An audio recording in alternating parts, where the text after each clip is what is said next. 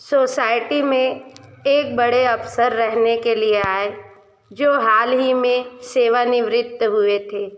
ये बड़े वाले रिटायर अफसर हैरान परेशान से रोज़ शाम को सोसाइटी के पार्क में टहलते हुए अन्य लोगों को तिरस्कार भरे नज़रों से देखते रहते थे। किसी से बात भी नहीं करते थे। एक दिन एक बुजुर्ग के पास शाम को बात करने की सोचकर उनके पास ही बैठ गए। फिर लगातार रोज़ बैठने लगे। उनकी वार्ता का विषय एक ही होता था, मैं इतना बड़ा अफसर था कि पूछो मत, यहाँ तो मजबूरी में आ गया हूँ, इत्यादि इत्यादि। और वह बुजुर्ग रोज़ उनकी बातें शांतिपूर्वक सुना करते थे। एक दिन जब सेवानिवृत्त ऑफिसर की आँख में कुछ प्रश्न, कुछ जिज्ञासा दिखी तो बुजुर्ग ने ज्ञान दे ही डाला। उन्होंने समझाया, आपने कभी फ्यूज बल्ब देखा है? बल्ब के फ्यूज हो जाने के बाद कोई देखता है कि कौन बल्ब किस कंपनी का बना हुआ था, कितने वाट का था, उससे कितनी रोशनी और जगमगाहट होती थी। बल्ब के फ्यूज होने के बाद इनमें से कोई भी बात बिल्कुल ही मायने नहीं रखती। लोग ऐसे बल्ब को कबाड़ में डाल देते हैं, है कि नहीं? जब उस रिटायर अधिकारी महोदय ने सहमति में सिर हिलाया तो बुजुर्ग बोले, रिटायरमेंट के बाद हम सब की स्थिति भी फ्यूज बल्ब जैसे हो जाती है। हम कहाँ काम करते थे, कितने बड़े पद पर थे, छोटे पद पर थे, क्या रुतबा था, यह सब कुछ कोई भी मायने नहीं रखता। अब कुछ देर शांति के बाद अपनी बात जारी रखते हुए बुजुर्ग ने फिर बोलना शुरू किया कि मैं सोसाइटी में पिछले 5 वर्ष से रहता हूँ और आज तक किसी को यह नहीं बताया कि मैं 2 बार संसद सदस्य रह चुका हूँ। वे जो वर्मा जी हैं, रेलवे के महाप्रबंधक थे।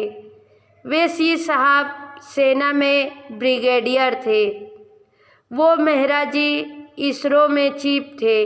ये बात भी उन्होंने किसी को नहीं बताई, मुझे भी नहीं, पर मैं जानता हूँ।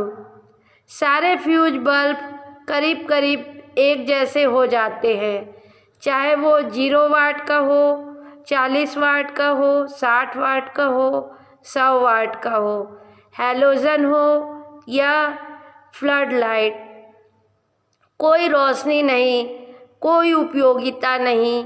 यह बात आप जिस दिन समझ लेंगे, आप शांतिपूर्ण तरीके से समाज में रह सकेंगे। उगते सूरज को जल चढ़ाकर सभी पूजा करते हैं, पर डूबते सूरज की कोई पूजा नहीं करता। यह बात जितनी जल्दी समझ में आ जाएगी, उतनी जल्दी जिंदगी आसान हो जाएगी।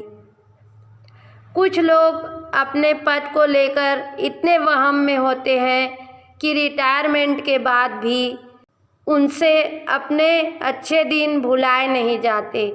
वे अपने घर के आगे नेम प्लेट लगाते हैं, Saxena, Gurjar, Meena, Gupta, Meghwal, Chaudhary, retired IAS, Singh, retired जज आदि।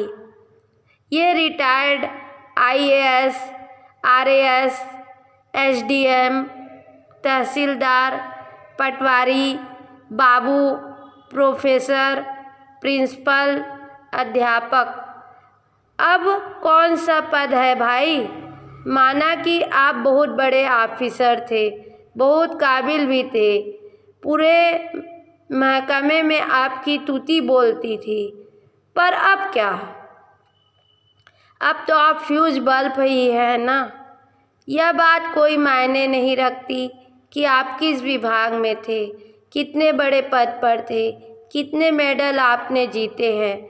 अगर कोई बात मायने रखती है तो वह यह है कि आप इंसान कैसे हैं, आपने कितनी ज़िंदगी को छुआ है, आपने आम लोगों को कितनी अहमियत दी है, पद पर रहते हुए कितने की मदद की है, समाज को क्या दिया है, ज़रूरतमंद व अपने समाज के गरीब लोगों व अन्य लोगों से आपका रिश्ता व व्यवहार कैसा है। आप से लोग डरते हैं या आपका सम्मान करते हैं। अगर आप से लोग डरते हैं तो आपके पद के हटते ही उनका वह डर हमेशा के लिए समाप्त हो जाएगा। पर यदि आप लोगों का वे सम्मान करते हैं तो यह सम्मान आपके पद विहीन होने पर भी कायम रहेगा। आप मरने के बाद भी उनकी याद में, उनके दिलों में जिंदा रह सकते हैं।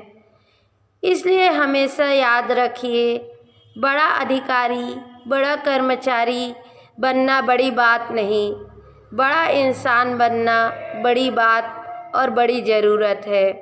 बड़ा दिल रखिए, सदा उदार बने रहिए, किसी की मदद का कोई मौका मत चूकिए, कोई भेदभाव नहीं, सब अपने ही हैं। इंसान बड़ा बनता है अपने कर्मों से, न कि पैसे, रुतबे या शिक्षा से। यह आप ज़रूर विचार करके देखिए। आप लोगों को मेरी यह कहानी कैसी लगी, प्लीज़ मुझे कमेंट्स बॉक्स में लिख कर बताइए। और आप लोगों को मेरी यह कहानी अच्छी लगी हो तो प्लीज़ मेरे चैनल को सब्सक्राइब करिए। धन्यवाद।